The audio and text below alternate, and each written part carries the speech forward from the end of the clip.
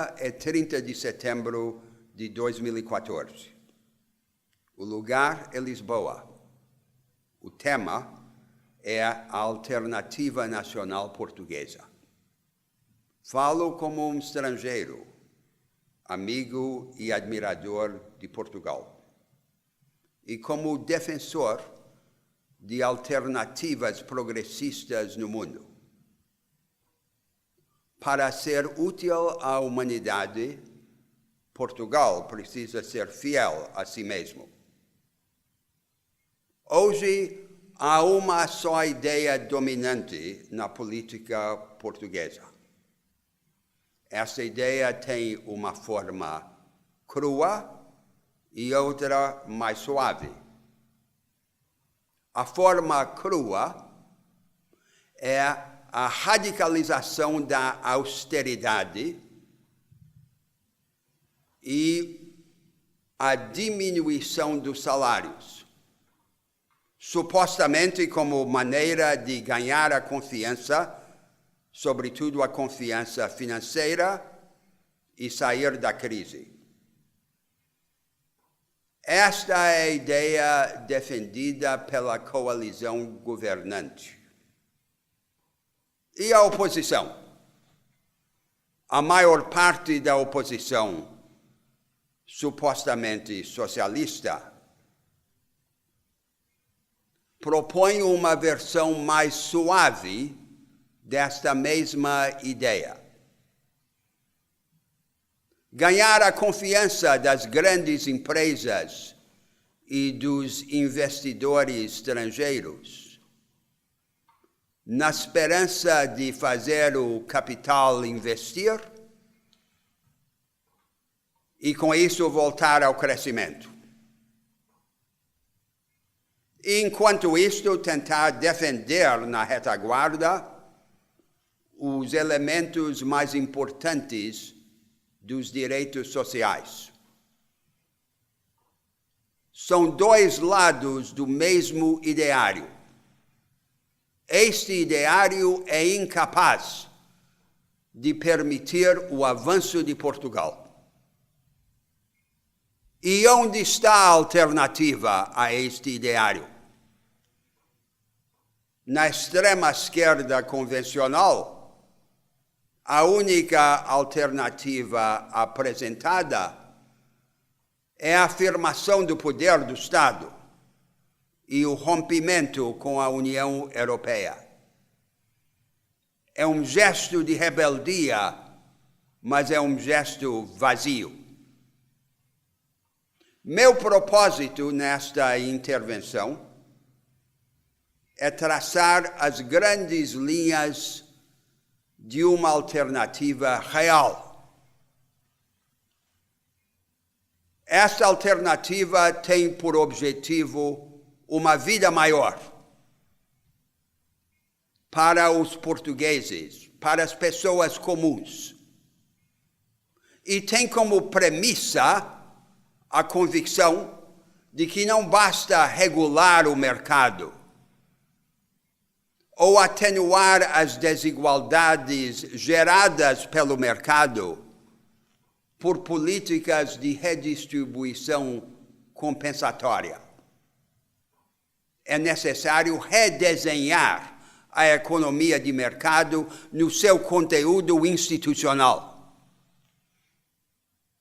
A alternativa de que Portugal precisa não pode tratar apenas da demanda ou do consumo. Tem de tratar também e, sobretudo, da oferta e da produção. Precisa, portanto, ser uma alternativa produtivista. Um produtivismo, porém, includente. Um produtivismo que dê braços, asas e olhos à maioria. Nas condições da sociedade portuguesa, um produtivismo includente precisa vir ao encontro da grande energia empreendedora que continua a existir no país.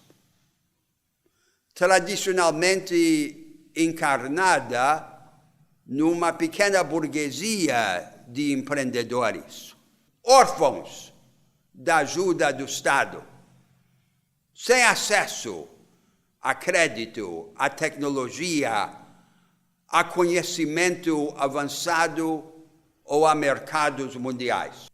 É uma alternativa que precisa inspirar-se nos traços próprios da cultura portuguesa e, portanto, precisa ser uma alternativa de afirmação nacional. E não pode ser uma alternativa que utiliza a referência à Europa e à globalização como um álibi genérico para justificar todas as rendições. Uma alternativa deste tipo não pode surgir se prevalecer no país e nas suas elites governantes um espírito de rendição. Qual é, então, a alternativa? Esboço 7 grandes vertentes. A primeira vertente é estabelecer em Portugal um novo paradigma de produção. O protagonista mais importante desse paradigma há de ser a multidão de pequenas e médias empresas no país. São elas que respondem pela maior parte do produto e pela vasta maioria dos empregos. Hoje no mundo surge um novo estilo de produção. Uma produção flexível, descentralizada, experimental, que transforma a atividade produtiva numa prática de inovação permanente.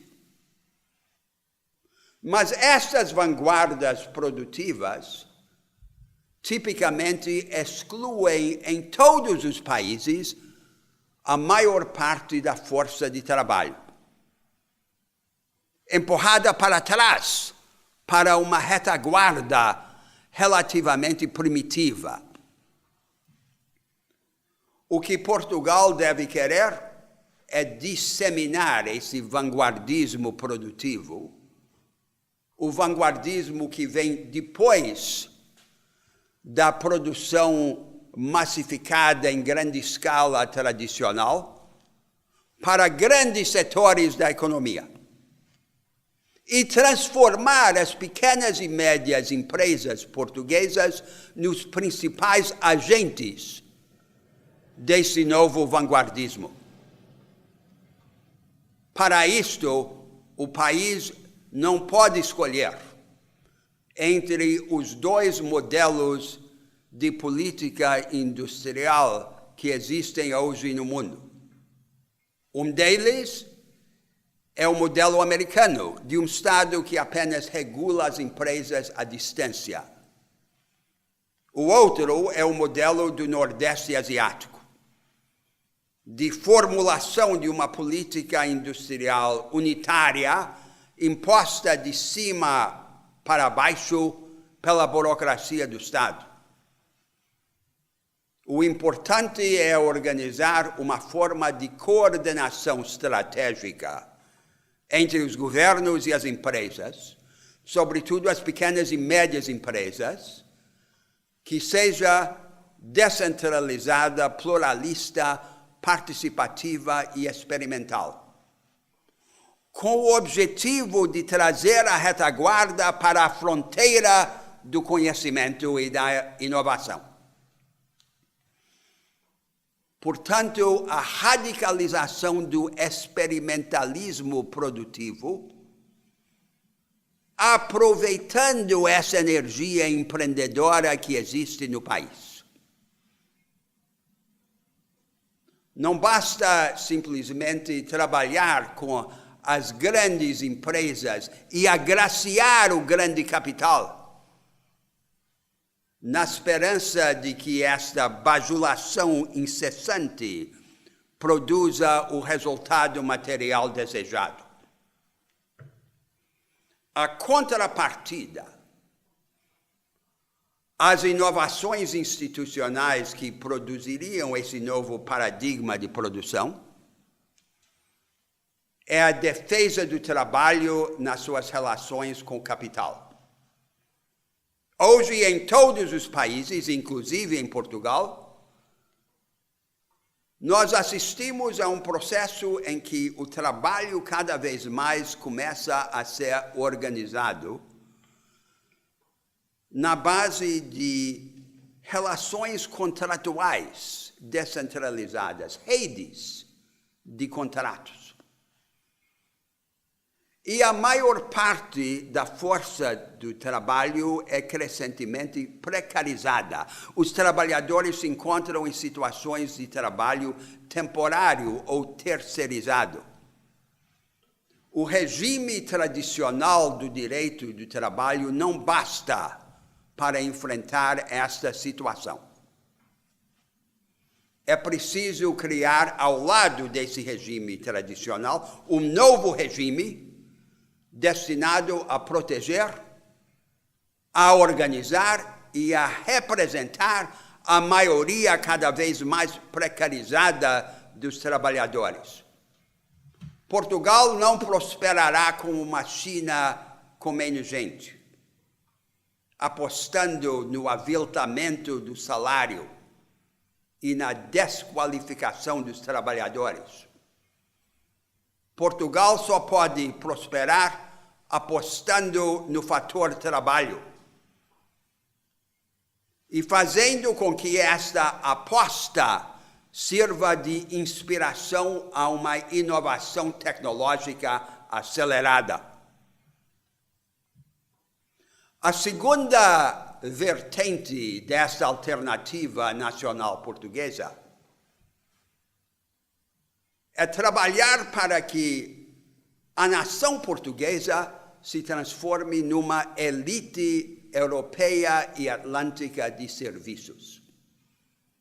Que o Estado ajude a formar os jovens para as qualificações técnicas mais requintadas e que financie a atividade dos jovens em todo o mundo.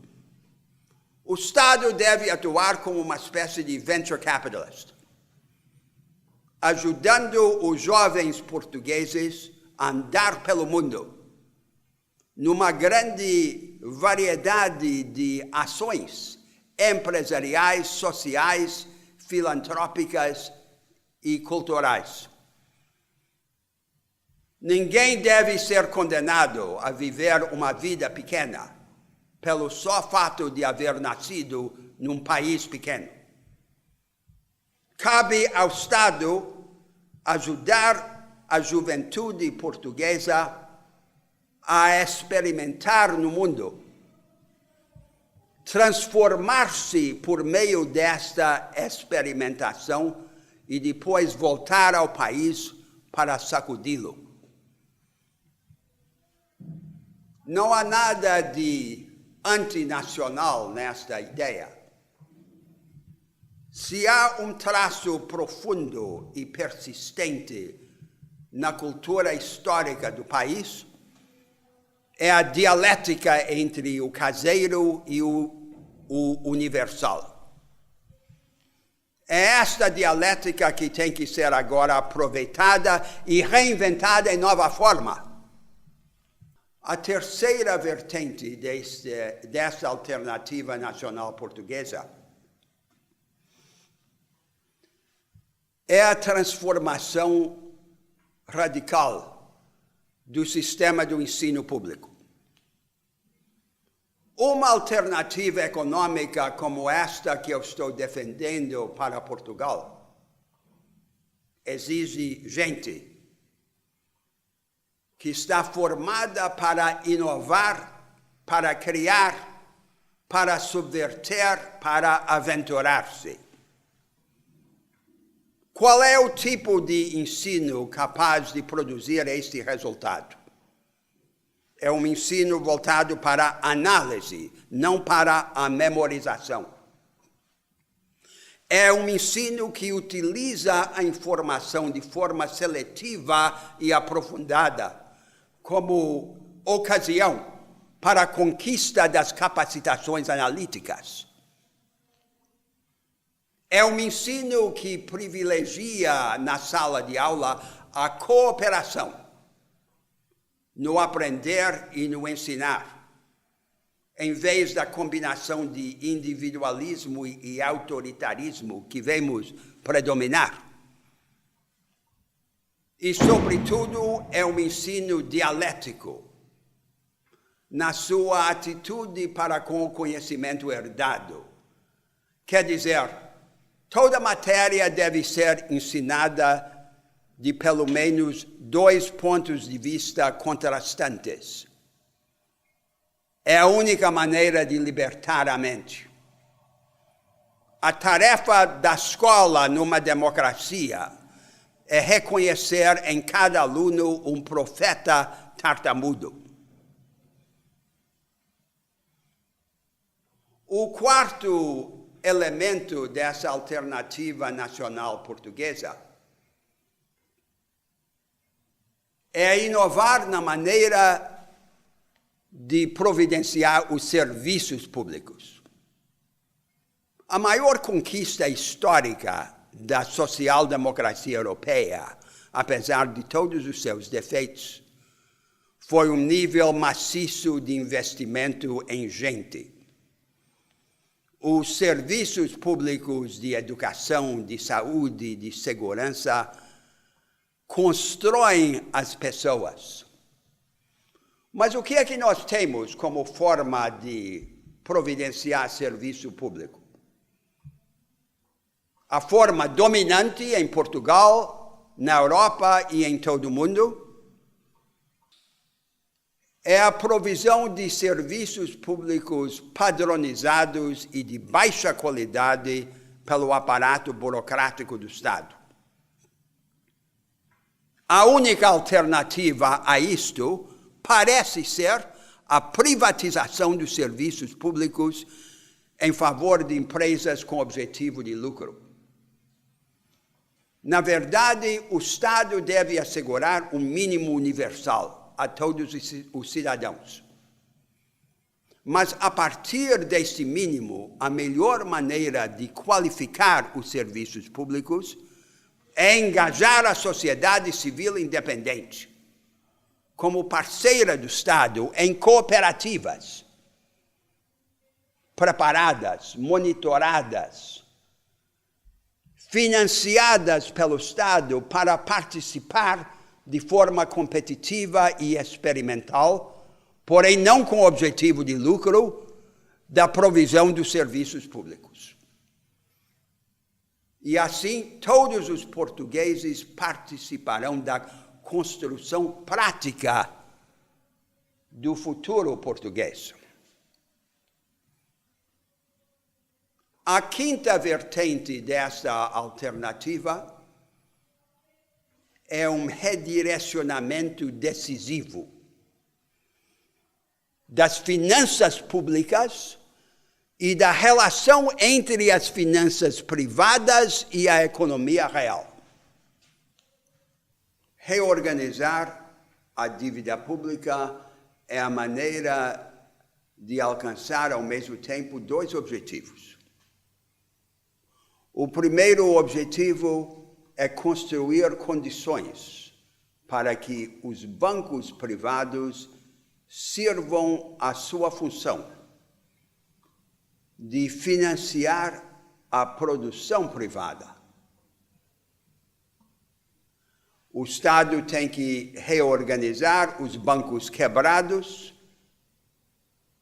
e fazer com que dê lugar a um sistema bancário descentralizado a serviço da produção e, sobretudo, das pequenas e médias empresas, usando seus próprios instrumentos, como a Caixa Geral de Depósitos, mas, sobretudo, convertendo os bancos desvirtuados em instrumentos produtivos. O outro objetivo é tirar o Estado da chantagem a que continua submetido pela chamada Troika Europeia. Insistir que Portugal permaneça na zona do euro só em condições compatíveis com uma estratégia de desenvolvimento nacional. O compromisso com a zona do euro não pode ser um compromisso incondicional. Contrariamente ao que se diz, o Estado tem poder de manobra e de barganha, sobretudo se tiver o apoio dos cidadãos e o compromisso com uma estratégia consequente de desenvolvimento. A reorganização da dívida pública já está ocorrendo em outros países europeus, de forma direta ou velada. E agora precisa ocorrer também em Portugal. A sexta vertente é repensar a relação de Portugal com a União Europeia.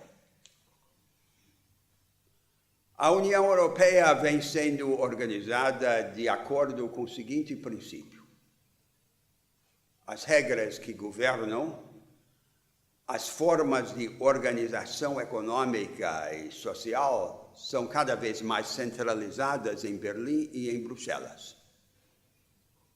Enquanto que o poder para definir os direitos sociais, condição das capacitações dos cidadãos, é devolvido às instâncias locais. Deveria ser exatamente o oposto. A tarefa principal da União é assegurar a todos os seus cidadãos mínimos universais. É capacitá-los para que possam estar seguros e eficazes em meio às mudanças, para que possam ser protagonistas de uma cultura de inovação radical. Portugal aceitou a camisa de força. No momento de adesão aos tratados europeus, de forma curto-prazista, os grupos governantes trocaram subsídios ao consumo mais do que subsídios ao investimento, pelo que havia de mais precioso: a possibilidade de construir, de divergir, de experimentar. Agora Portugal precisa aliar-se a outros países do sul e do leste europeu que compartilham o mesmo interesse para lutar por uma reorientação da União Europeia. Deve ser solidário com a Europa, mas jamais tratar a sua participação na Europa como algo inevitável, porque aí o que deveria ser um instrumento vira uma forma de chantagem e de opressão. A sétima e última vertente desta alternativa nacional portuguesa é a construção do Estado português. A verdade é que o Estado capaz de executar um projeto como este, que eu acabo de esboçar, ainda não existe. O Estado precisa ser construído no meio da construção do projeto. Não se reforma o Estado para depois decidir o que fazer com o Estado reformado. Só se reforma o Estado como condição de sobrevivência da nação. Há 3 grandes agendas de construção do Estado. Há uma agenda ainda inacabada do século XIX, de formação de um quadro administrativo, profissional e meritocrático, as carreiras de Estado, que de alguma maneira evoluíram nessas décadas em Portugal, em que o Estado chegou a ser sucateado. A segunda agenda é uma agência de eficiência administrativa associada ao século XX. E agora, numa época em que as formas de produção estão sendo transformadas rumo a um experimentalismo vanguardista, a administração pública também tem de reinterpretar o que significa eficiência administrativa. E aí vem a terceira agenda característica do século XXI, de experimentalismo na provisão dos serviços do Estado. Por exemplo, pelo engajamento a que eu me referi da sociedade civil independente na construção e na disseminação dos serviços públicos. O Estado tem de experimentar junto com os cidadãos experimentalistas. Alguém poderia dizer: não existe base social concreta para a implementação de uma alternativa como esta. Afirmo, pelo contrário, que esta base já existe. Existe no desejo do país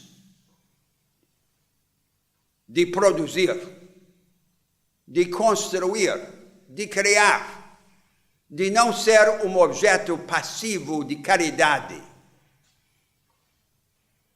A cultura empreendedora permanece intacta. Agora é preciso reinventá-la. Há uma base social majoritária para um produtivismo includente. O que não há ainda é um projeto político e um ideário programático.